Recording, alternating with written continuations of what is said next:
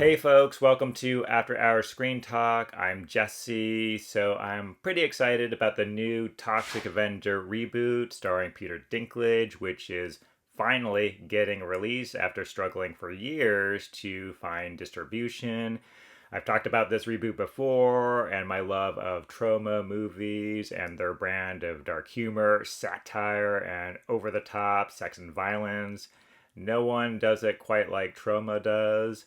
But I wanted to take a moment while Troma is kind of a trending topic with this new reboot to hit the rewind button again, which I often like to do on our channel, and look at the Toxic Crusaders. Some of you might remember this show. My bro Dan and I watched this when it aired in the 90s. I think it was 1991, which was co-created by Lloyd Kaufman, who of course is the co-founder of Troma Entertainment. Toxic Crusaders is part of this surge in the 1990s of environmentally themed cartoons, which included popular shows like Captain Planet. So with that said, let's kick back, hit the rewind button, and take a look at the Toxic Crusaders animated series, which I hope will be kind of a nostalgic trip too for those of you who, like me, grew up with the Toxic Crusaders and also collected the toys. Alright, so the Toxic Crusaders adapted the Toxic Avenger character and concept into a story about a group of misfit superheroes fighting against pollution. So the original Toxic Avenger film from 1984 became a cult classic and spawned several sequels, merchandise, but also this animated show cartoon. Much like the 1984 live-action movie,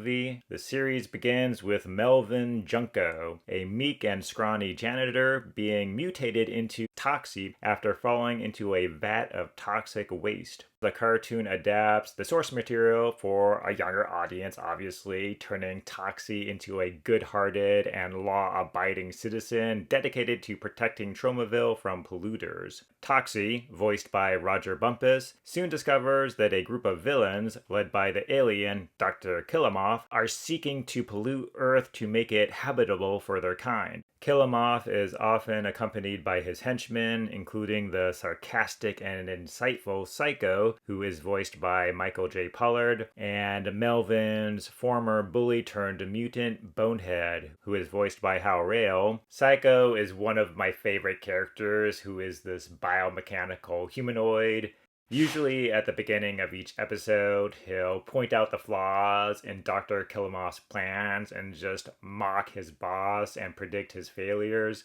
Usually with Dr. Killamoff retaliating by horribly abusing Psycho, and it just becomes this running gag in the show. Toxic gathers other mutants who were also affected by toxic waste to form the Toxic Crusaders and fight against Killamoff. These allies include Nozone, voiced by Paul Elding, a test pilot mutated into a blue-skinned humanoid after flying through a hole in the ozone layer and crashing into radioactive pepper. The backstories of the characters are insanely hilarious. Next, we have Major Disaster, voiced by Ed Gilbert, a military soldier who gains the ability to control plants after falling into a radioactive swamp. Next, we have the mutant Headbanger, who is a fusion of a mad scientist, Dr. Bender, who again is voiced by Hal Rale, and a surfer dude, Fender, who is voiced by John Mariano. Then we have Junkyard, voiced by Greg Berger, a humanoid dog created when a homeless man and a junkyard dog merged after being exposed to toxic waste during a lightning strike.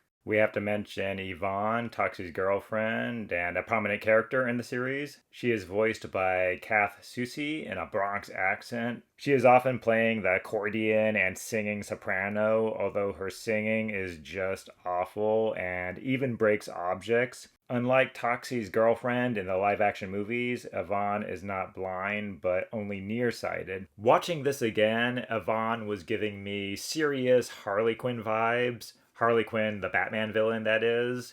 Now, Yvonne is not a villainous character, but she is a little bit unhinged and a little bit insane, and her Bronx accent, too, is very reminiscent of Harley Quinn's voice, who speaks more, I think, with a Brooklyn accent, but similar enough. Guess what, everybody?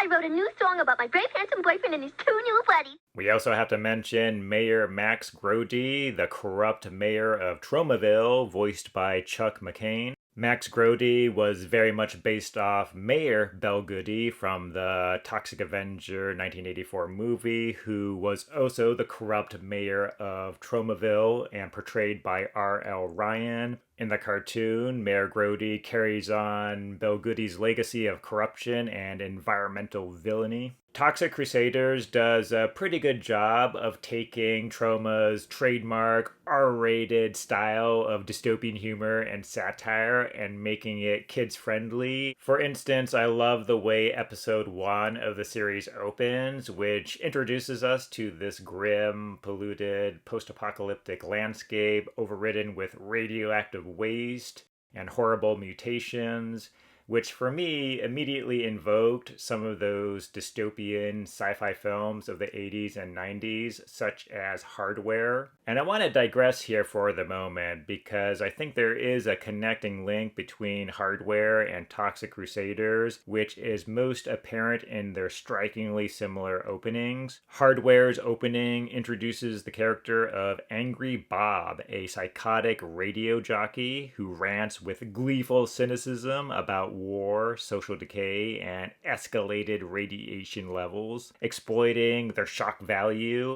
The radiation count's way up and the heat wave ain't expected to let up either. The first episode of Toxic Crusaders also opens with a jaded shock jockey, this radio announcer at the aptly named WOPU, in an obvious pun, who also sarcastically warns the public of the rising radiation and smog levels. Don't get caught outside during an acid rainstorm. It's a horrible way to go.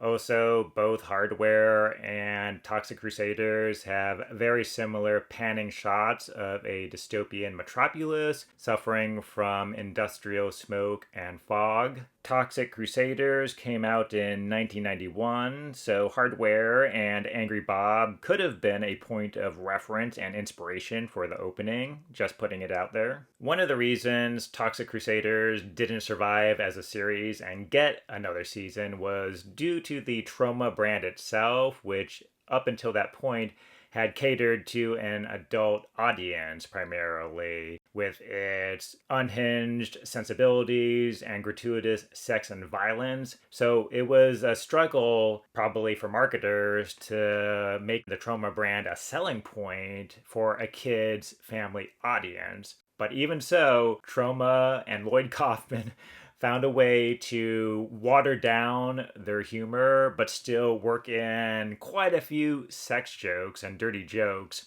into the show. For example, in the first episode, where we get the main story arc of Melvin, who becomes the Toxic Avenger, Melvin starts out as this geeky janitor at a gym and is tricked by one of his bullies, this girl, into going on a date with her. And while she's manipulating him, she asks him, "What are you doing tonight?" And Melvin responds, Hey, I waxed my chicken. Yeah, you can definitely read between the lines there. The show must have rubbed parents the wrong way because my bro and I weren't allowed to watch the series anymore when our parents found out about some of this inappropriate humor. And I remember when it happened, I believe we were watching the third episode, which introduces the headbanger mutant, and his surfer dude head Fender sees Toxie's girlfriend Yvonne for the first time and then just starts calling her babe. Yeah, in a minute. Who's the rad babe? And our parents were like, "What is this? Turn it off."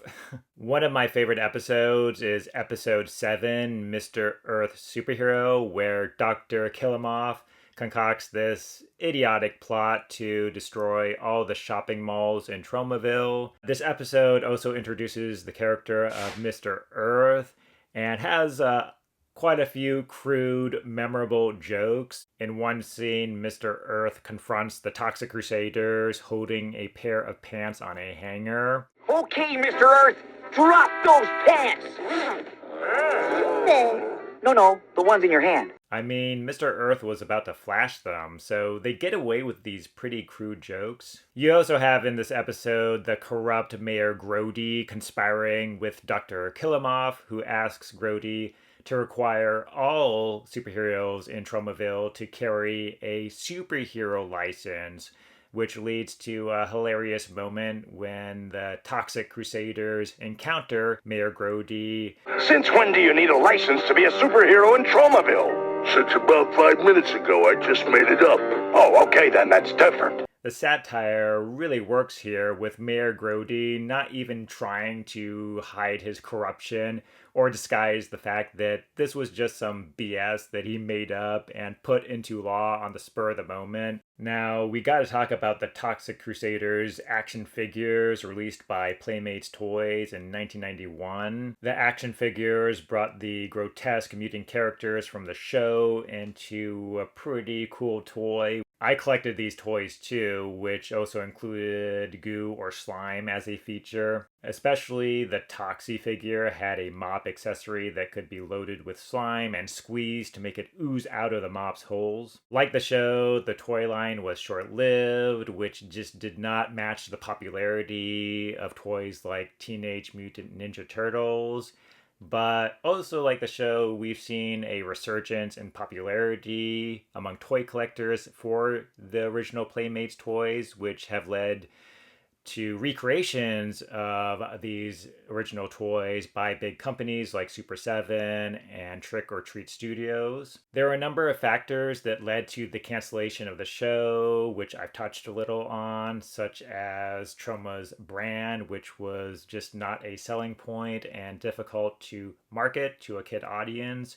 You also had the high production cost of the toys and the show, which wasn't making back its money.